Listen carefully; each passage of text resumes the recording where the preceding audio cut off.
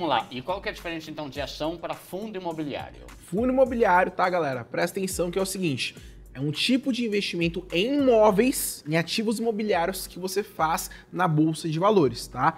Ah, Ian, mas tem ação que investe no mercado imobiliário? De fato tem, mas uma ação é uma ação, um fundo imobiliário é um fundo imobiliário, beleza? O fundo imobiliário, gente, é basicamente um grupo de pessoas, no caso um grupo de investidores, que tem um objetivo em comum, que no caso é investir em ativos imobiliários. E quando eu falo em ativos imobiliários, eu estou falando de shopping, galpão logístico, hospital, a gente tem também fundo de laje corporativa, então aqueles prédios que você vê na Faria Lima, que tem aquela rua lá da Baleia, né, que inundou inclusive ontem com a chuva de São Paulo, não sei se chegou a ver, você pode investir naqueles prédios, porque eles estão ali em um fundo imobiliário, eles estão atrelados a um grupo de investidores que está investindo naquele fundo e que você consegue fazer parte. E a gente tem um mito nisso, né, Duda? Porque o mercado imobiliário do Brasil, a gente conhece por ser um mercado que tem que ter muito dinheiro. Você tem que ter 100 mil, 200 mil no mínimo para investir bem nesse mercado.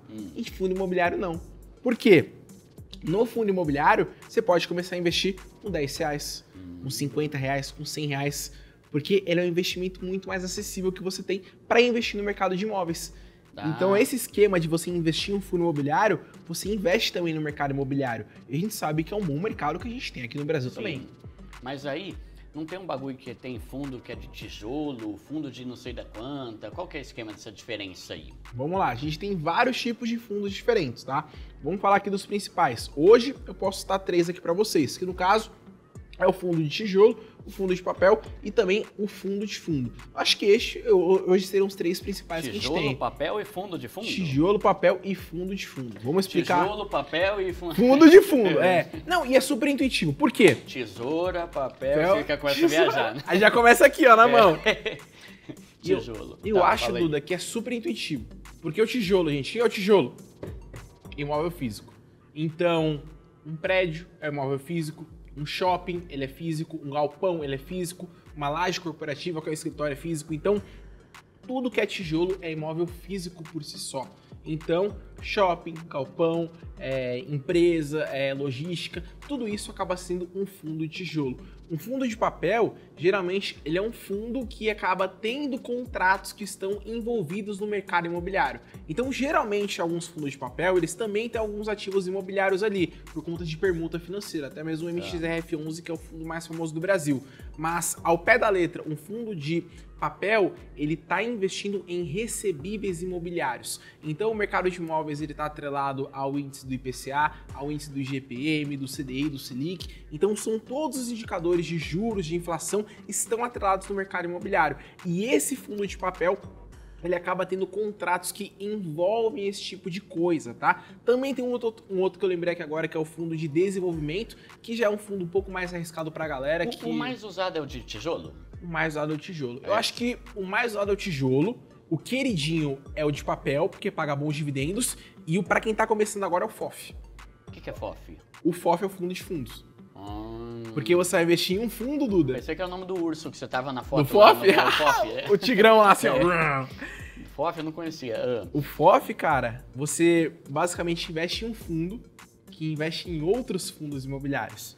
Então é como se fosse um ETF, só que no mercado de fundos imobiliários. Que vai ser o próximo tema que a gente vai falar aqui, de ETF. Tá? Perfeito, vamos falar. Então, você falaria que, assim como ações pequenas você pensa no crescimento e ações grandes você pensa no dividendo, dá para falar que fundo de tijolo tem a ver com crescimento e fundo de papel tem a ver com recebimento toda hora?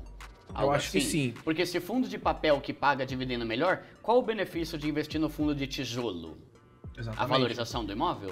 A valorização do imóvel. É exatamente isso. Porque eu gosto de falar sobre valorização e sobre diversificação. Porque quando eu invisto num fundo de tijolo, Duda, eu gosto de pegar um fundo, por exemplo, sei lá, que seja um fundo de shoppings. Um que eu gosto bastante é o MAL 11. Então, um fundo que seria monoinquilino, falando assim pra galera entender, seria um fundo que investe em apenas um ativo imobiliário. Então seria um fundo de shopping que investe em apenas um shopping. Agora pensa comigo, Duda. Pandemia estralando, todo mundo dentro de casa. Imagina o fundo que investe em somente um shopping. Tá tudo fechado, mas um shopping vai ser pior. Porque só vai depender da renda só desse shopping. Agora, se eu tenho 8 shoppings em carteira, se o fundo investe em 8 shoppings diferentes, que no caso é uma 11, você tem 8 shoppings diferentes para colocar dinheiro no seu bolso todo mês e não ficar dependendo apenas de um. Então a gente tem a questão de valorização do imóvel, que o imóvel ele vai se valorizando conforme o tempo vai passando. Ainda mais no momento de crise, né? O imóvel sempre dá aquele aumento, não é que a gente teve juros a 2% aqui no Brasil, mas esse é papo para outra hora. E o imóvel ele tem esse potencial de valorização e isso se reflete também no fundo imobiliário. Mas a minha análise em tijolo, Duda, é justamente isso. Pegar ativos que sejam de tijolo, ou seja, ativos físicos que sejam diversificados. Então é pegar um fundo que investe, sei lá, em 4 ou 5 galpões logísticos ao redor do Brasil, e esses galpões estão envolvidos nas maiores empresas de varejo aqui do Brasil, de e-commerce, então... Amazon, Americana... Americanas dão calote nos fundos de shopping, a gente tem esse porém também, né? Que nem a gente falou no começo, renda variável, seu dinheiro vai variar, não tem... Tudo pode acontecer, Tudo pode acontecer, não tem uma segurança igual a renda fixa tem, embora dê para investir também. E em questão de recebível, é exatamente isso. Por que recebível, Duda, hoje está tão visado assim, pagando praticamente 1% ao mês? Porque a gente tem a taxa de juros lá em cima e a gente tem a inflação que está voltando a subir aqui no Brasil. Então a gente tem dois fatores que estão atrelados também ao mercado de imobiliário, que está atrelado também a recebíveis imobiliários. Então o MXRF11, se eu não me engano, ele vai pagar nesse próximo mês 1,11%. Por quê? Porque a inflação ela voltou a começar a subir nesse comecinho do ano. Então, se a inflação começar a subir, se os juros eles se mantiverem assim, a tendência é que esses fundos de papel que têm recebíveis imobiliários, eles comecem a ganhar ainda mais dinheiro. E a gente também tem o princípio de diversificação. Então, é um fundo que tem vários contratos diferentes.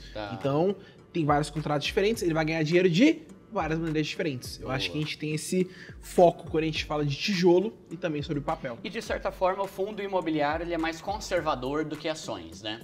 É mais tranquilo, assim, oscila drasticamente menos do que ações. Muito menos. Né? É mais comum você ver uma ação caindo 10, 15% do que um fundo imobiliário caindo isso. Vai existir? Obviamente vai existir, mas é muito mais difícil. E aí o ETF, como você já falou, é como se você investisse num grupo com ações de várias empresas ao mesmo tempo. De várias empresas. E ela é separada por segmento? Tipo assim, empresas de tecnologia, empresas de energia, ou tem um catadão geral? Depende muito do ETF. Porque lá fora, por exemplo, tem até um fundo, eu gosto de falar, tem um ETF, no caso, chamado de Hero, tá? Para quem gosta de jogos, games, ele é um ETF que investe em empresas de videogames.